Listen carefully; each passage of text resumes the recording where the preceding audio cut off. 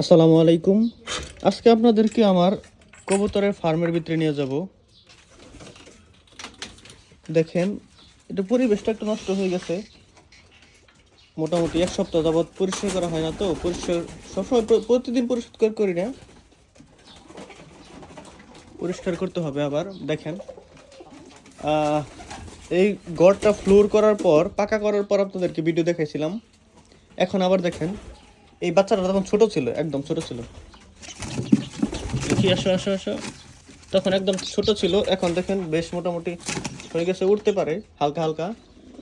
আর দেখেন ইতিমধ্যেই আরো কত সুন্দর নতুন মেহমান আসছে, আপনাদেরকে দেখাই। ওই দেখেন, এখানে আছে দুইটা, মাশাল্লাহ বলবেন অবশ্যই। এইখানে আছে একটা, এটার একটা ডিম নষ্ট হয়ে গেছিল।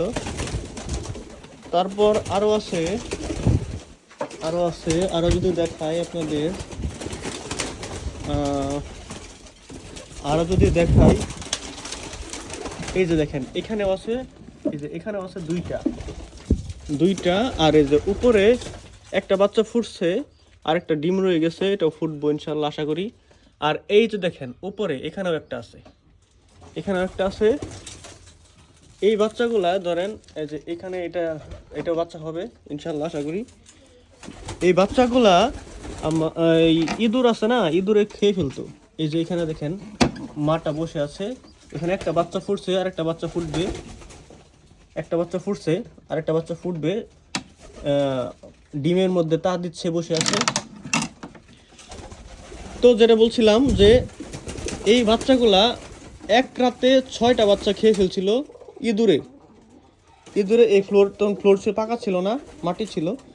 তখন এটা মানে নিচ দিয়া মাটি গর্ত কইরা এই খাম্বায়া বেয়া ওইটা সবগুলো বাচ্চা খেয়ে ফেলতো। আর এখন আশা করি এখন আর খাইতে পারবে না, যার কারণে এখন আমি একটু যত্ন নিচ্ছি আলাদাভাবে। এই যে আমার সুন্দরী, এ দেখেন সুন্দরী, বেশ কয়েকটা সুন্দর আছে। দেখেন মোটামুটি কবুতর ইনশাল্লাহ আবার আগের থেকে বেশি বাড়াবো। আপনারা নিতে পারবেন, রানিং কবুতর নিতে পারবেন, খাবারের বাচ্চা নিতে পারবেন। খাবারের বাচ্চা দেখাইলাম তো, এটা কিছুদিন পরেই, এই সপ্তাহখানেক পরেই এটা উপযুক্ত হয়ে যাবে, তখন আপনারা নিতে পারবেন আমার কাছ থেকে। তো আজকের আপডেট এই পর্যন্তই। ধন্যবাদ সবাইকে, ভালো থাকেন।